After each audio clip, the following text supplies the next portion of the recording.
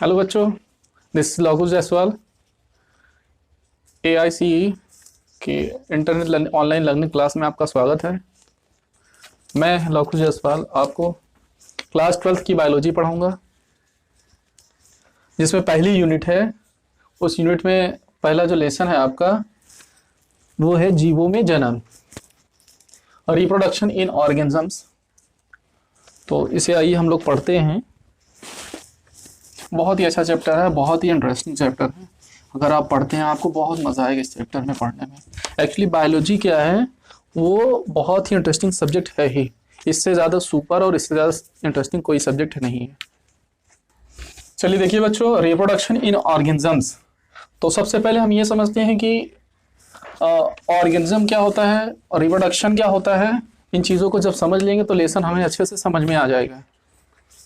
चलिए देखिए, जीव के बारे में हमने आपका 11th क्लास के फर्स्ट लेसन में आपको हमने बता दिया था कि जो लिविंग थिंग्स होती हैं, है ना, जिनमें जीवन के लक्षण पाए जाते हैं, उन्हें हम क्या बोलते हैं, जीव बोलते हैं या ऑर्गेनिज्म। ऐसे लिविंग थिंग्स या ऐसी थिंग्स, ऐसे मैटर जिनमें जीवन के लक्षण पाए जाते हैं, जैसे श्वसन करना, रिप्रोडक्शन करना, ग्रोथ करना, मोशन करना, ये सब क्या है, जीवों के लक्षण हैं। तो इतना तो समझ में आपको आ ही गया हो। चलिए नेक्स्ट टॉपिक हम समझते हैं, रिप्रोडक्शन। तो रिप्रोडक्शन क्या होता है? रिप्रोडक्शन सजीवों का या लिविंग थिंग्स का एक ऐसा प्रोसेस है जिनमें वो अपने जैसे संतानों को उत्पन्न करते हैं, जिससे उस जीव का इस पृथ्वी पर अस्तित्व बना रहता है। समझे समझे बेटा? तो इस तरीके से आप जान लीजिए कि रिप्रोडक्शन जो है वो एक बहुत ही इसेंशियल प्रोसेस है जीवों में। अगर रिप्रोडक्शन ना हो तो किसी भी कोई भी जीव है, उसकी जो जाति है वो फिनिश हो जाएगी।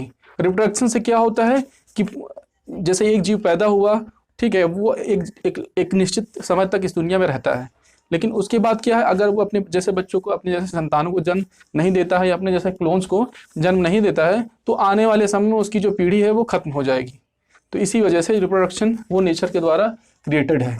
चलिए बेटा पढ़ते हैं इसमें हम लोग।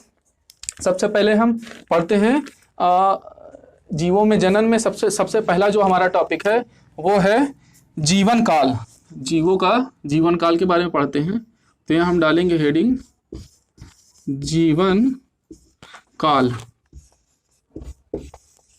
इंग्लिश में बेटा इसको बोलते हैं लाइफ स्पैन।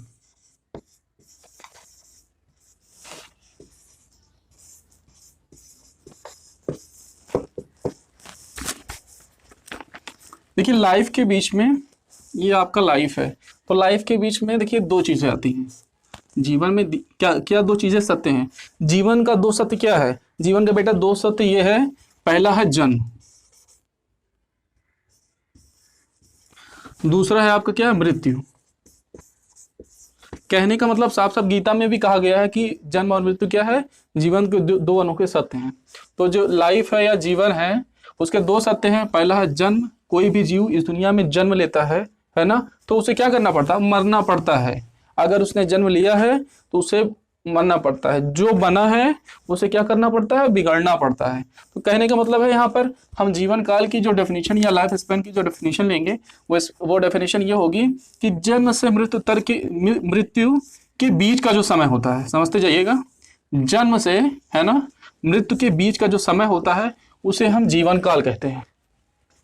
तो आप ये कह सकते हैं कि जीवन काल, या ये हम कह सकते हैं कि प्रत्येक जितने भी जीव इस दुनिया में होते हैं, है ना, बहुत सारे जीव होते हैं, तो उनका जो लाइफ साइकिल है वो अलग अलग होता है। सभी जीवों का एक जैसा लाइफ साइकिल नहीं होता है, ठीक है। इसका मतलब इस बात का कोई फर्क नहीं पड़ता है कि वो जीव कितना बड़ा है या कितना छोटा है ना, सबका अलग अलग होता है। तो इस तरीके से, है ना, हमने आपको समझाया कि जन्म और मृत्यु के बीच का जो समय होता है हम उसे क्या बोलते हैं, जीवन काल कहते हैं। चलिए इसमें आइए आगे आगे समझते हैं हम लोग जीवन काल में। तो अभी जैसे कि हमने बताया कि जितने भी जीव होते हैं सबका जो लाइफ का जो टाइम होता है ना, जन्म से मृत्यु के बीच का जो समय होता है वो अलग अलग होता है। तो यहाँ पर देखिए जो जीवन काल होता है उसे हम तीन तरीके से, जीवन काल या जो लाइफ स्पैन है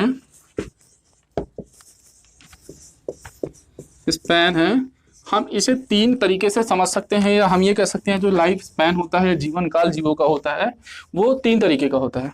पहला आपका है maximum life span, maximum life span. Second है आपका average life span,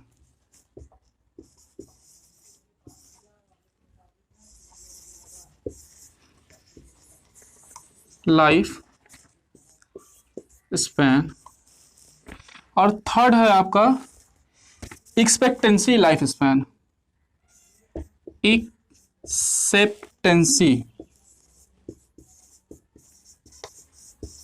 life span.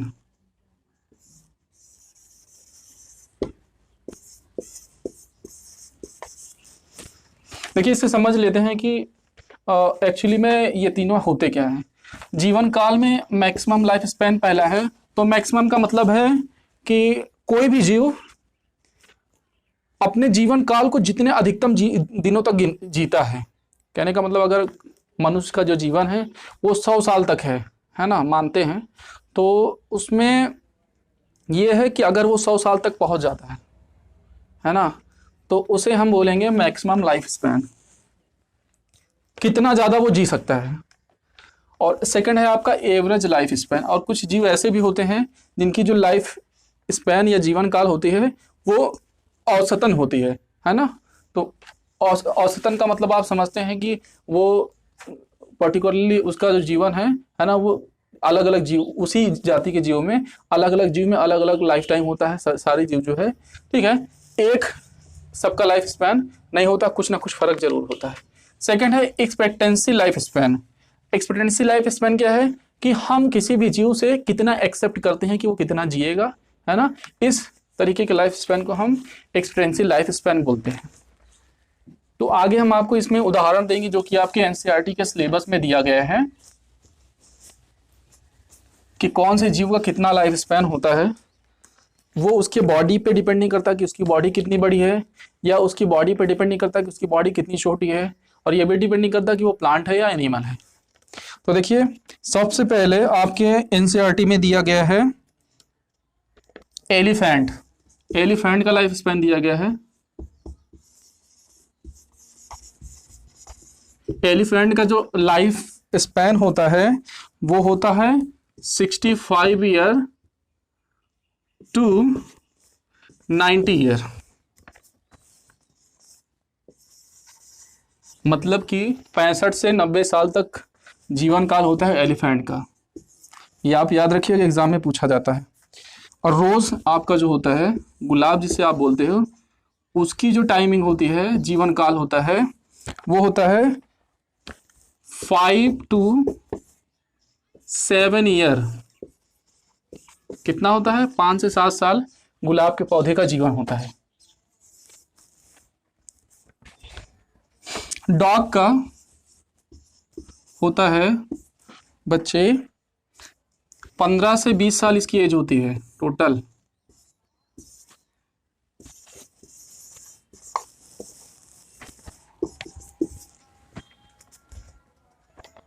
Butterfly का होता है आपका, तितली जिसे आप बोलते हो, बटर फ्लाई, इसकी एज होती है 2 से 3, 2 to 3 वीक।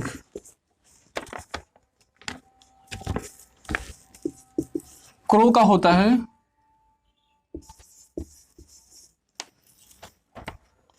15 ईयर होता है, 15 साल कौवा जीता है।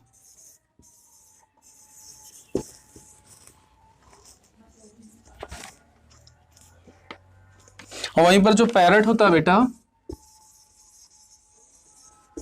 उसका जो लाइफ स्पैन होता है वो जाके होता है 140 ईयर। सोचिए, पैरट का कितना होता है? 140 ईयर होता है। चलिए, ऊपर वाला हम इरेज कर देते हैं।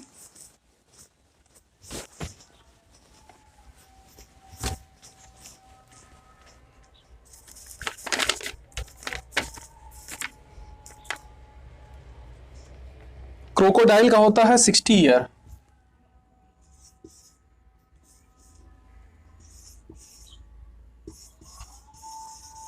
क्रोकोडाइल का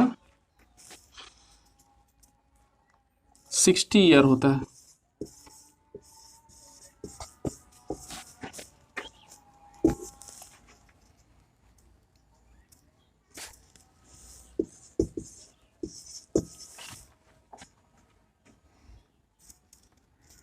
काऊ का होता है, गाय, काऊ का होता है 20 to 30 ईयर।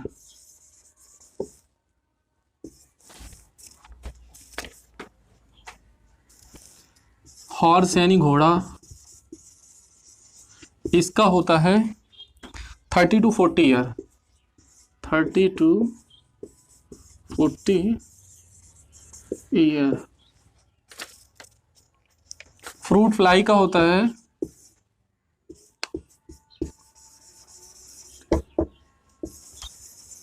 फ्रूट फ्लाई का होता है 40 to 50 ईयर।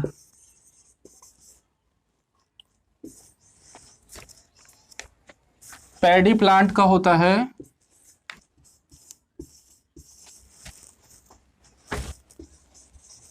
प्लांट, इसका होता है 100 to 120 डेज, लगभग 2 से 3 महीने। और उसके बाद टॉर्टाइस का होता है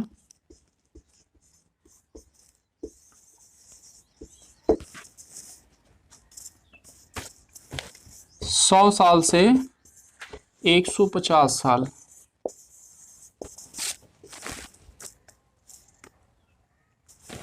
लास्ट बचा है बनियान ट्री।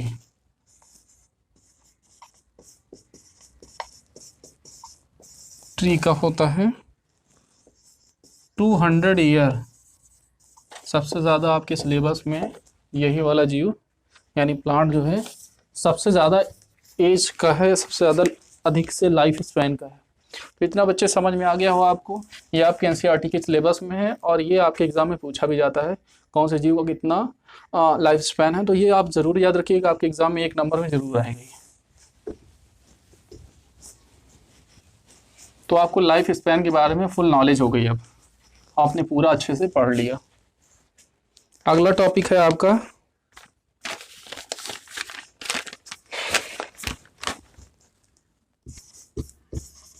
प्रजनन की भूमिका। समझ रहे हैं, इसको बोलते हैं इंग्लिश में role of reproduction. Of reproduction.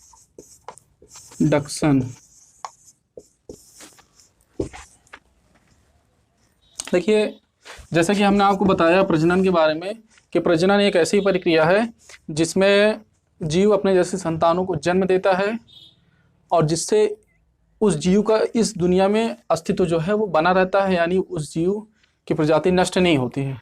तो यहाँ पर उसकी भूमिका क्या है, यानी उसका रोल क्या है। अगर रिप्रोडक्शन हो रहा है तो उससे जो नेचर है उसको क्या फ़ायदा होता है, या जो बायोस्फीयर है उसको प्रॉफिट क्या होता है। तो इसमें देखिए, पहला जो आपके सिलेबस में दिया गया है प्रजनन की भूमिका, उसमें आपका पहली हेडिंग दी गई प्रजाति की निरंतरता। प्रजाति की निरंतरता, कंटिन्यूटी ऑफ स्पेसिस।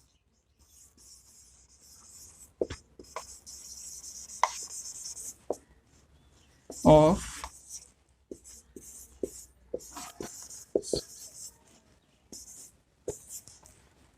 देखिए, सबसे बड़ी बात है रिप्रोडक्शन से जीव का अस्तित्व इस दुनिया में बना रहता है। वही चीज़ यहाँ पे कहा गया कि प्रजाति जो है वो निरंतर कंटिन्यू जो है इस दुनिया में बरकरार रहती है। जैसे हम लोग हैं अभी, तो हमारे बाद हमारे बच्चे होंगे, हमारे बच्चों के बाद उनके बच्चे होंगे, उनके बच्चों के बाद उनके बच्चे होंगे। तो कहने का मतलब बाय रिप्रोडक्शन प्रोसेस ये चीज़ जो है जो जाती है, कोई भी ऑर्गेनिज्म है, ह्यूमन को भी हम ले सकते हैं, तो उसकी जो निरंतरता है वो इस पृथ्वी पर उसका अस्तित्व बना रहता है। इस हेडिंग का कहने का मतलब यही है, इसको हमने पहले भी आपको समझा दिया था। सेकंड है जैव विकास।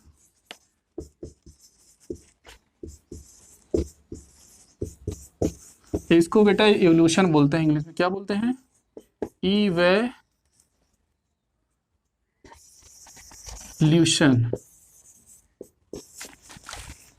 देखिए इवोल्यूशन जो है आप लोगों ने पिछली कक्षाओं में पढ़ा हुआ है, तो यहाँ पर हम थोड़ा सा आपको बताना चाहेंगे, लेकिन इसका एक बहुत बड़ा लेसन है, तो उस लेसन में आपको हम बिल्कुल पढ़ाएंगे। और अभी यहाँ पर सिर्फ इतना जानिए कि जीवों के अंदर होने वाले धीमी गति से होने वाले विकासीय लक्षण को हम जैव विकास कहते हैं। क्या समझा आपने?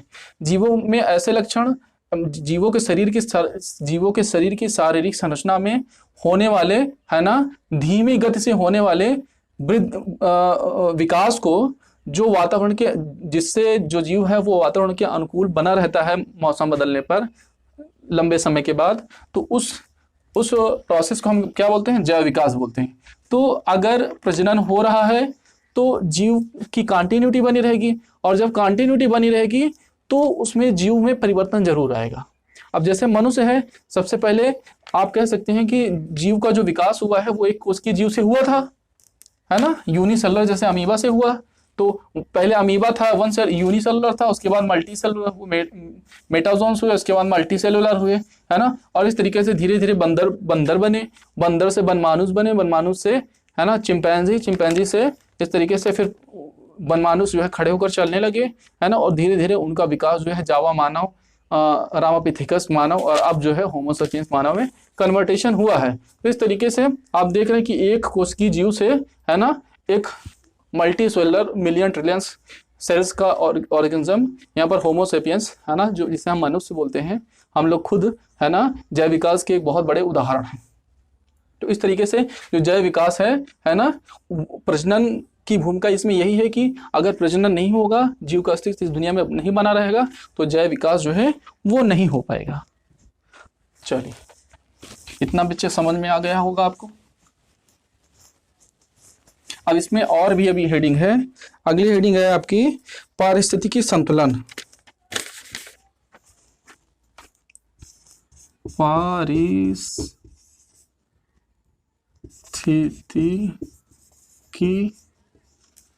संतुलन, इसको बेटा इंग्लिश में कहते हैं इकोलॉजिकल बैलेंस। Ecological balance.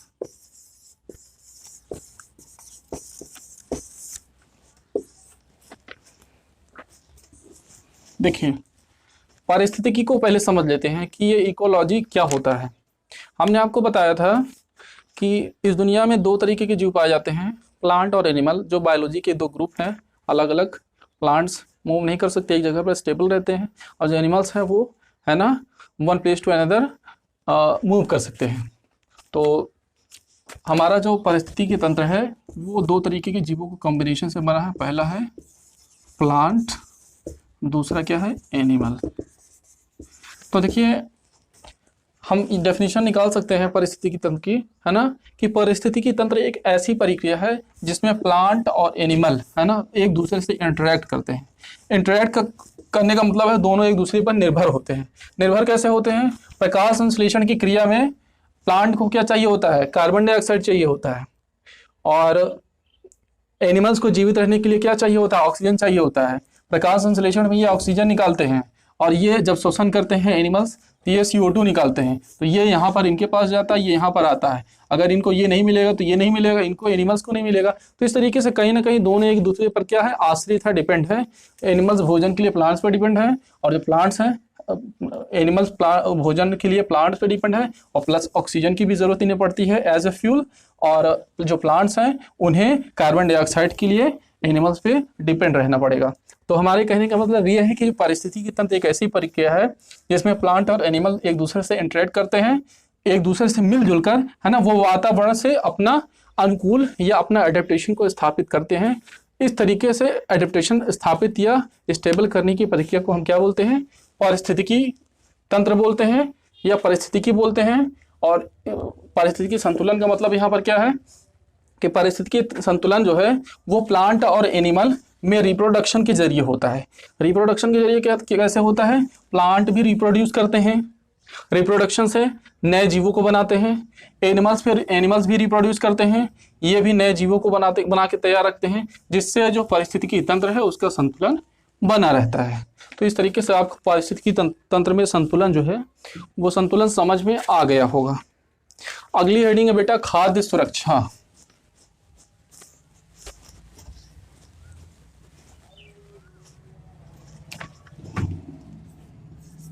खाद्य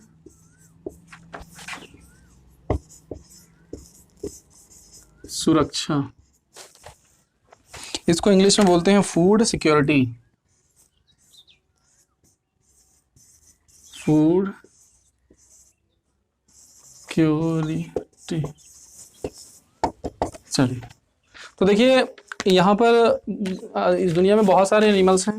जैसे आप हनी बी को ले लीजिए, तो हनी बी क्या करते हैं, जब बसंत का मौसम आता है, फ्लावर जो है वो ब्लूम करते हैं, तो जो हनी बी होते हैं वो फूलों पर जाते हैं, वहाँ पर उसके रस को चूसते हैं, और जो बहुत सारे रस जो है वो नेक्टर को ले जाकर वो बीहिव यानी छत्ते में इकट्ठा कर देते हैं, और जब सीजन ऑफ रहता है तो उनको वो लेते हैं, टेक करते हैं। इसी तरीके से मानव भी करता है। मानव खेती करता है, फसल उगाता है, जितना उस समय खाने की ज़रूरत थी उसे तो यूज़ करता ही है, बाकी जितना होता है वो स्टोर करके रख लेता है। तो वो जो स्टोराइजेशन करता है, जैसे उसने अनाज का स्टोराइजेशन किया, तो उसके इन फ्यूचर काम आता है जब फसल उसकी नहीं होती है। तो इस तरीके से मानव अलग अलग प्लांट्स को या पौधों को उगाकर वो प्रजनन के जरिए ही होता है। तो उसे जो है उन चीज़ों को खाद्य पदार्थों को रख लेता है, और आने वाले समय पर उसे एज ए फूड यूज़ करता है, या फिर उन बीजों को बीज के रूप में उसे रखे रहता है, और उसे आने वाले समय में फिर से वो देता है, उससे नई प्रजाति उत्पन्न हो जाती है। तो इस तरीके से आप कह सकते हैं खाद्य को सुरक्षित रखकर, या जो भी चीज़ें हैं उसको सुरक्षित रखकर, ठीक है, उसको आने वाले समय में उसको हम बो करके नई फसल प्राप्त कर सकते हैं, प्रजनन करा के नई फसल को फिर से प्राप्त कर सकते हैं। तो बेटा ये प्रजनन की जो भूमिका है हमारे जीवन में, तो वो जो है कंप्लीट हो गया। अगली हेडिंग है आपका प्रजनन के प्रकार। तो आइए अब हम पढ़ते हैं प्रजनन कितने प्रकार के होते हैं।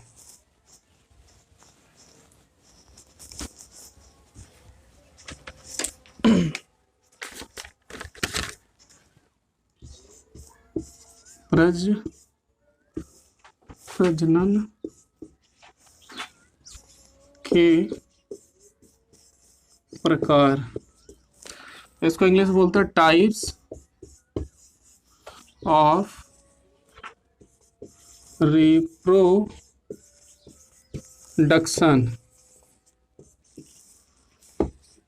देखिए हमने आपको बताया था जनन, रिप्रोड्यूस, मतलब दोबारा से, प्रोड्यूस मतलब पैदा करना, प्रजनन, रिप्रोडक्शन, दोनों चीजें क्या हैं? एक ही हैं। रिप्रोडक्शन, प्रजनन, जनन, ये दोनों मतलब वर्ड्स जो हैं, और इंग्लिश का भी वर्ड क्या है, सेम है। यहाँ पर हम पढ़ेंगे प्रजनन के प्रकार। तो देखिए प्रजनन एक्चुअली 2 प्रकार का होता है। There are 2 types of reproduction. First is अलैंगिक प्रजनन। पहला क्या है? अलैंगिक प्रजनन।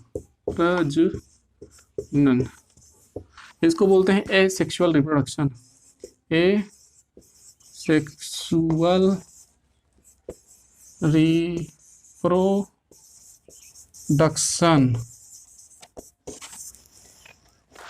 सेकंड होता है बेटा लैंगिक प्रजनन। लैंगिक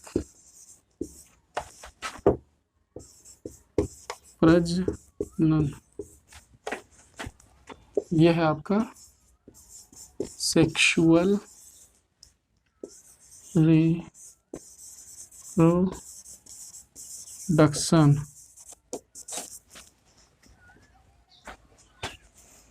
चलिए छोटा छोटा समझ लेते हैं, उसके बाद फिर हम इसको दोनों को इकट्ठा डीपली पढ़ेंगे।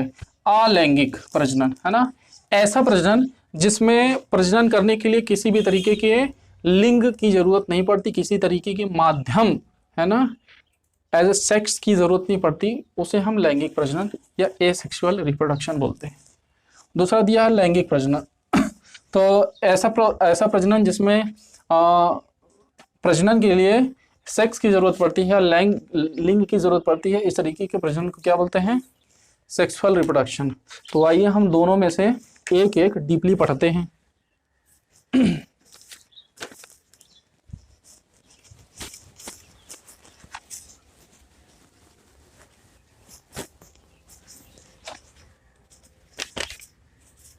पहला हमारा टॉपिक है अलैंगिक प्रजनन। क्या है बेटा? अलैंगिक प्रजनन।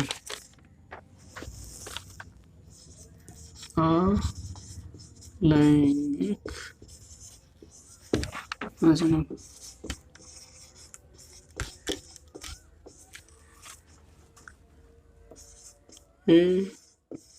Asexual reproduction.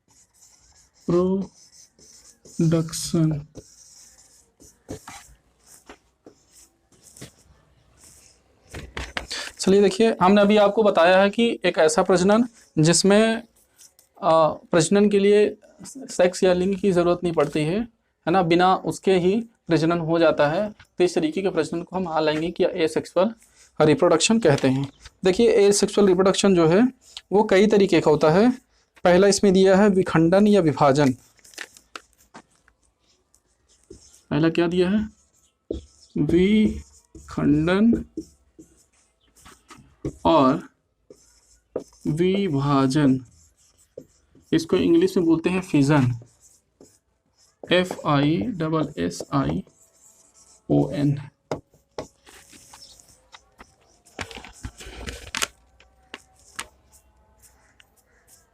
अब इसमें देखिए होता क्या है, ये जो विखंडन या विभाजन है, इसका कहने का मतलब है कि एक कोशिका है ना विभाजित हो गई तो उसे जो है विभाजन बोलते हैं। ये जो विखंडन या विभाजन है ये दो तरीके का होता है। तो पहला है आपका इसमें द्विविभाजन। द्विविभाजन इसको हम बोलते हैं बाइनरी फिजन। इंग्लिश में क्या बोलते हैं? Binary fission.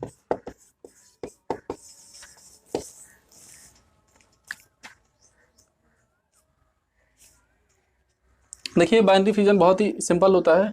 जैसे मान लीजिए ये अमीबा है, सिंपल एक कोशिकीय यूनिसेलुलर है ना,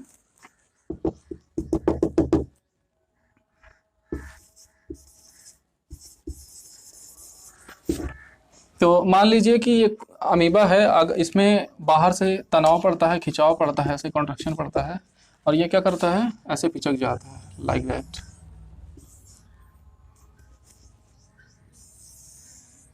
ठीक है, और उसके बाद कॉन्ट्रैक्शन के बाद इस तरीके से हो जाता है,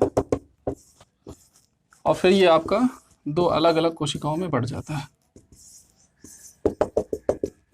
देख रहे हैं, दो अलग अलग कोशिकाओं में बढ़ जाता है। तो ये क्या था? ये पेरेंट सेल था। इसको क्या बोलेंगे? Parent cell. और ये देखिए कॉन्ट्रैक्शन या खिंचाव हुआ, और यहाँ पर जो मात्र कोशिकाएं है ना, mother daughter cell, daughter cell तैयार हुए। तो देखिए यहाँ पर एक जीव था, एक ऑर्गेनिज्म था, यहाँ पर इसमें कॉन्ट्रैक्शन या खिंचाव हुआ वातावरण के अनुसार, और उसके बाद ये यहाँ पर दो अलग अलग तरीके की दो कोशिकाएं, ये दो ऑर्गेनिज्म तैयार हो गए। तो इस प्रक्रिया को द्विविभाजन को, एक से दो कोशिकाओं का बनना द्विविभाजन या बाइनरी फिजन कहलाता है। ठीक है, तो इस तरीके के प्रोसेस को क्या बोलते हैं? द्विविभाजन बोलते हैं। चलिए अब अगला है आपका बहुखंडन।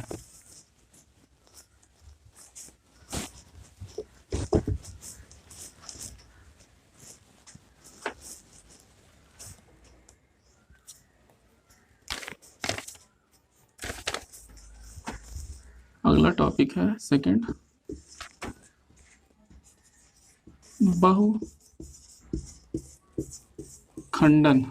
इसको बोलते हैं मल्टीपल फ्यूजन।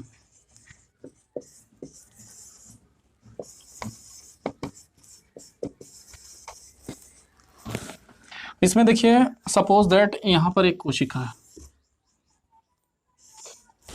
है, ये प्लाज्मोडियम की कोशिका है, आप मान के चलिए इसमें केंद्रक है, ये किसका है, प्लाज्मोडियम।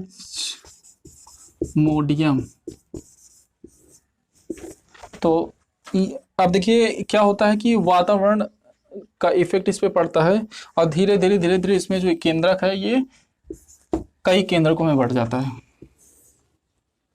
ये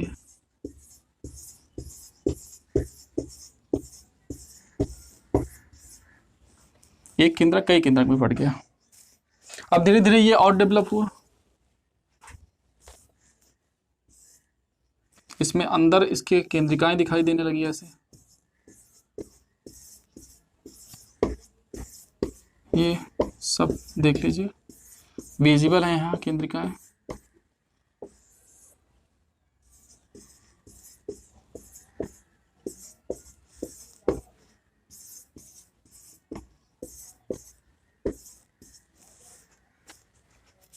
और कुछ समय के बाद क्या होता है कि ये जो है, इसमें आप जीव द्रव्य भर दीजिए।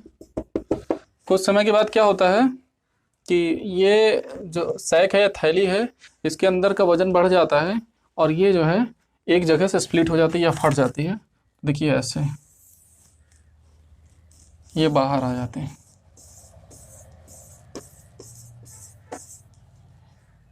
तो जब बाहर आ जाते हैं तो इस तरीके से बहुत सारी नई कोशिकाएं या नए जीव जो है प्लाज्मोडियम के तैयार हो जाते हैं। इस प्रक्रिया को क्या बोलते हैं, बहुखंडन। मतलब एक कोशिका से कई सारे कोशिकाओं का प्लाज्मोडियम के या किसी भी जीव का बनना क्या कहलाता है, बहुखंडन। तो यहाँ लिख सकते हैं हम प्लाज्मोडियम में बहुखंडन, प्लाज्मोडियम में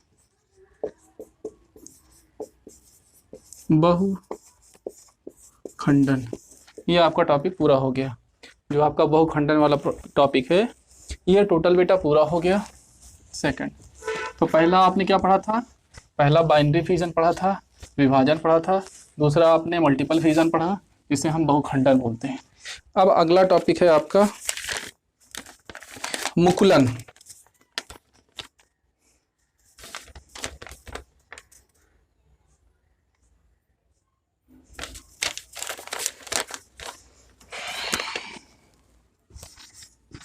मुकुलन, इसको हम बोलते हैं इंग्लिश में बडिंग।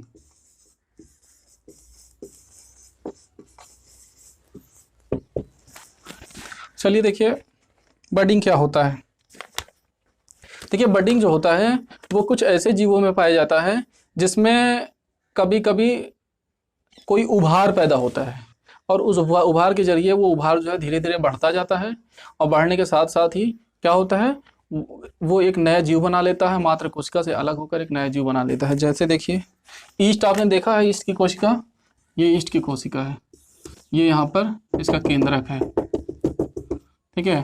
तो ईस्ट की कोशिका क्या है, अनुकूल वातावरण पाने पर ये जो ईस्ट की कोशिका है ये इसमें जो है कॉन्ट्रैक्शन, ये खिंचाव होने लगता है और ये लगभग ऐसे दिखाई देने लगता है।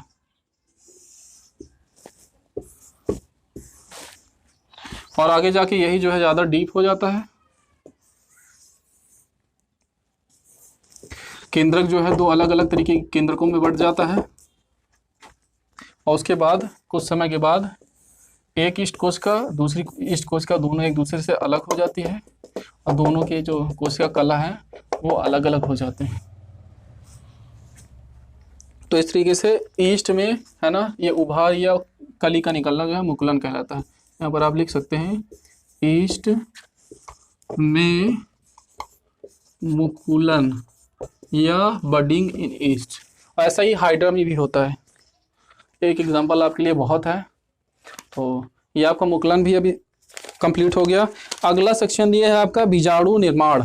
तो देखिए ये तो आपका विभाग पहले रहा आपका बाइनरी फिजन, फिर मल्टीपल फिजन हुआ, अब आपने मुकुलन ईस्ट में पढ़ लिया। अब आप बीजाणु के बारे में पढ़ेंगे। देखिए पौधों में तो बीज होते ही हैं, जैसे आम में बीज होता है, चने में बीज होता है, लेकिन कुछ ऐसे छोटे पौधे होते हैं, ब्रायोफाइट्स होते हैं, है ना, जिनमें जो बीज से भी कई गुना छोटे छोटे दाने होते हैं, जिसे हम बीजाणु कहते हैं। तो उनका फॉर्मेशन कैसे होता है आइए समझते हैं। तो अगली हेडिंग आपकी है बीजाणु निर्माण, सी वाला सेक्शन है बीजाणु निर्माण।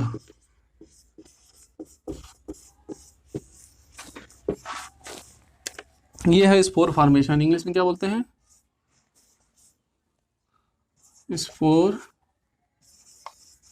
फॉर्मेशन।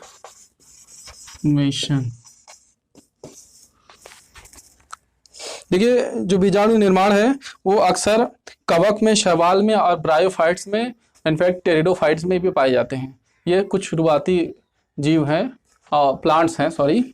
तो इसमें देखिए बीजाणु जो है कई प्रकार के होते हैं, यहाँ लिखे हम। सबसे पहले समझते हैं बीजाणु के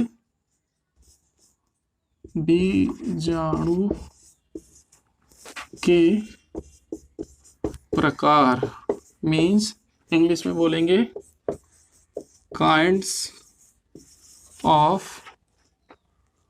स्पोर।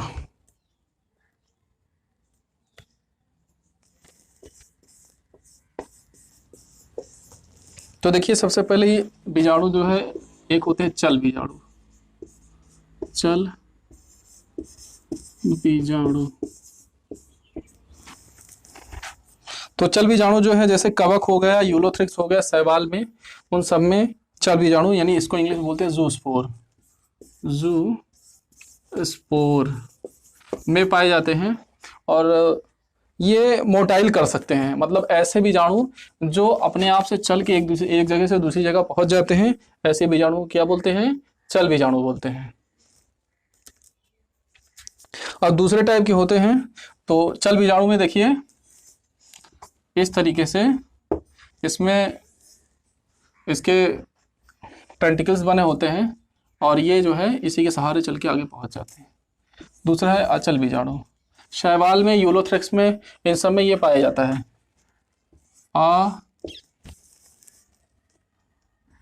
अचल बीजाणु।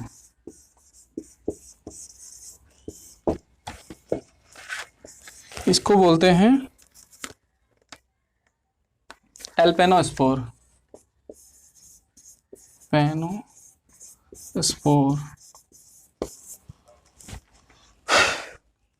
तो देखिए ऐसे बीजाणु जो अपने आप से चल के नहीं जाते, किसी माध्यम से जाते हैं। समझ लीजिए कि हवा चली तो उसके माध्यम से पहुंच गए, पानी में गिर गए तो उसके माध्यम से पहुंच गए, या कोई जीव है उसके ऊपर चला गया तो वो जीव जहाँ गया वहाँ पर, ठीक है, इधर उधर करके पहुंच गया। तो इस तरीके के बीजाणु क्या कहलाते हैं, एल्पेनोस्पोर कहलाते हैं।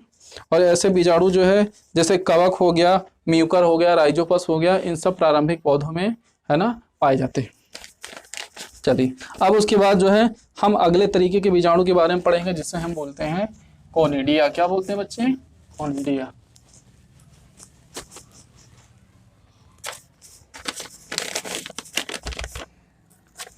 डी सेक्शन है आपका कोनिडिया, इंग्लिश में भी वही होगा, कोनिडिया।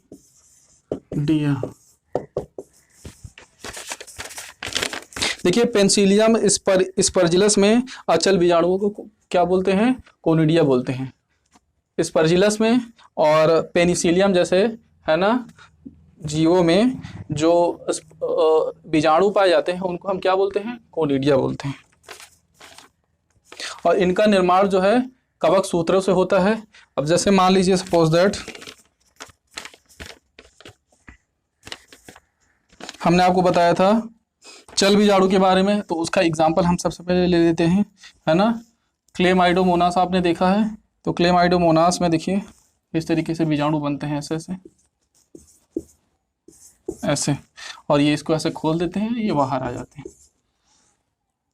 इसको हम लिख सकते हैं यहाँ पर क्लेमाइडोमोनास में अचल बीजाणु, चल बीजाणु। क्लेमाइडोमोनास में चल बीजाणु, ये आपका चल बीजाणु का है। और उधर जो है अचल बीजाणु में देख लीजिए कि आपने ब्रेड देखा होगा, ब्रेड में जो है राइजोपस लगा होता है। राइजोपस ऐसे होते हैं, छोटे छोटे पौधे होते हैं जो दिखाई नहीं देते हैं, बिल्कुल छोटे होते हैं। और इसमें ये जो है इस तरीके से इसका जो थैला बना होता है, सेक्स बना होता है, इसे हम स्पोरेंजिया बोलते हैं। स्पोरेंजिया बोलते हैं। और इसमें जो है इस तरीके से स्पोर जो है स्पोर लगे होते हैं। तो यहाँ पर हम लिख देंगे राइजोपस में अचल बीजाणु, है ना। ये बीजाणु जो है चल नहीं सकते हैं। राइजोपस में अचल बीजाणु।